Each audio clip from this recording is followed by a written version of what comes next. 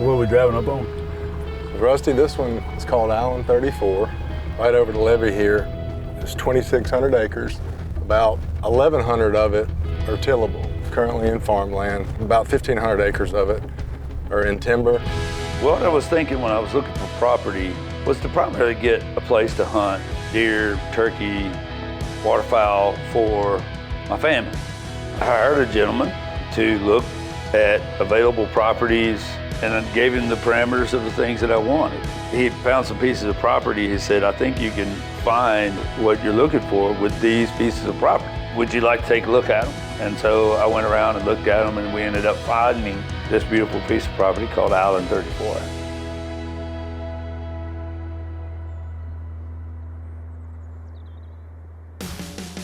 When he first told me he was gonna buy an island, I thought he was crazy. Our goal is to get 937 acres underwater. It's not normal to leave crop in the ground. I want to do it for the waterfowl. I think it'd just benefit generations to come.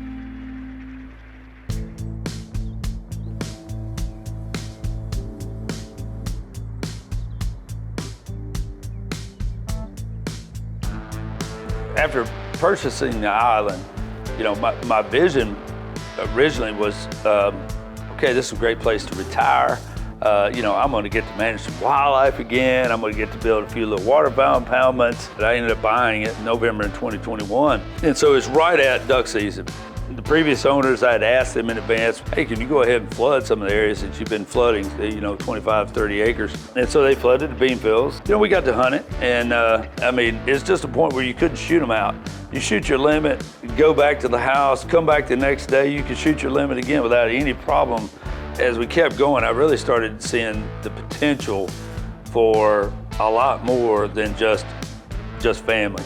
My focus began to go, let's see what we can attract here as far as in terms of waterfowl, and if it was as good, if we can get it as good on a lot more acres of water as we had on, you know, 25 to 30 acres of water, you know, this could really be something special. Holy cow, man. They keep coming up.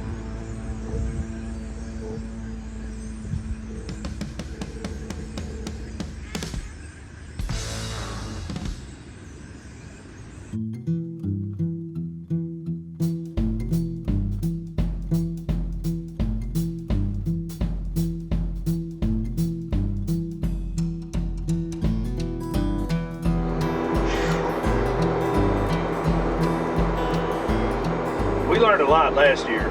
Pretty much all the waterfowl in general preferred the corn over the rice. They would fill up the cornfields entirely with birds before they would start filtering out into the rice fields. I don't know if it was because of cover or food, but they definitely liked standing corn better than they did standing rice. We didn't harvest any of the crops that we put water on, so it was a fair comparison. So we're going to plant a whole lot more corn this year than we did last year in hopes of gathering in more birds. I'm hoping this year, if I can get every duck that came here last year to bring one or two with him this year, it ought to really be something to see. Days are good, some days are bad.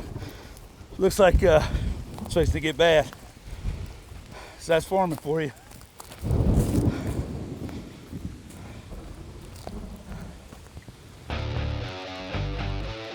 Rusty's a man of many things and he loves to work. Planting is probably one of the most stressful times of the year. Things could go wrong. Things have went wrong.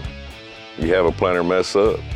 You got 3 days and the rain's coming. Constantly worrying about putting the seed in the ground, getting it there, and getting it started at its growth. Everything depends on God and rain. That's just farming. You got to take what the good Lord will give you.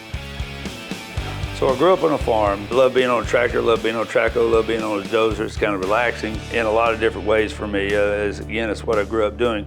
But I did not, under any circumstance, want to do that for a living. As I went to college, I decided to get a degree in wildlife biology. For 4 or 5 years, I went to work with USDA, NRCS, worked with Ducks Unlimited through the NRCS, building waterfowl impoundments for private landowners. That's a lot of my background. I felt called to go in a different direction in my life and go into medicine, and one thing led to another, and now I'm going back to really what my roots are, being able to get back to trying to manage wildlife. I dream about one thing, hunting.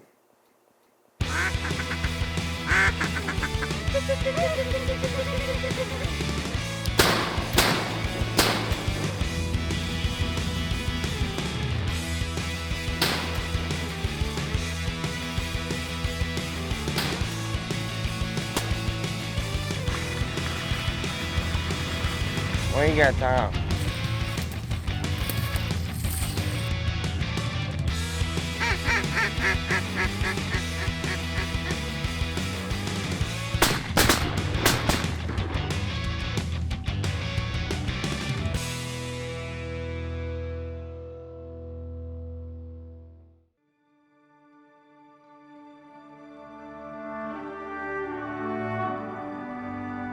All right, so this is our handicap accessible pit.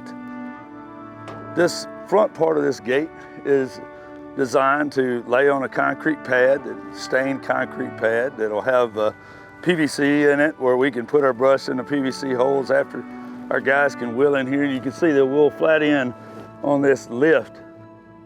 So once in there, they've got 24 inches of leg room on the front so their wheelchairs can kind of slide up. And then our guys will close this back. We have our brush already brushed up here. That up there lays down and brushed, and then our handicap guys are able to hunt out of these two holes. It'll hold two wheelchairs at the same time. I think it's gonna be great. Hope our wounded vets can't wait to get a couple of them in here.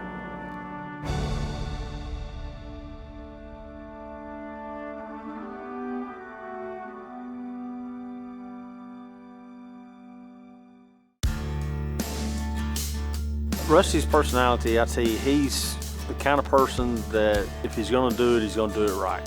When he first called and told me he was gonna buy an island, I thought he was crazy.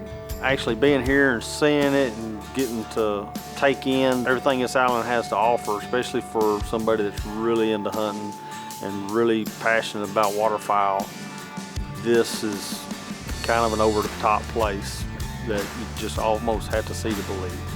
It has the capacity to hold the ducks and be able to hunt the ducks all in one place.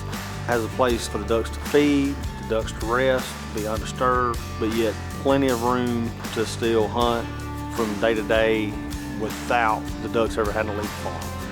Certainly not belittling anyone else in what they're doing, but I don't think anyone provides the type of habitat and the needs for waterfowl like hunters do.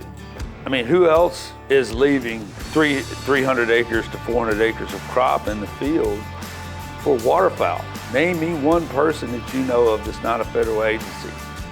You might know somebody, it might be a handful, but we're talking a handful of guys, and they're hunters. Hunters don't get enough credit for what they do for waterfowl. I certainly don't think, if I didn't care as much about hunting and wildlife as I do, and being able to provide that for my kids, I mean, it shaped my life. It shaped who I am today. It certainly is something I think not only is beneficial to society, but beneficial to wildlife, beneficial to conservation, and it takes hunters to do that.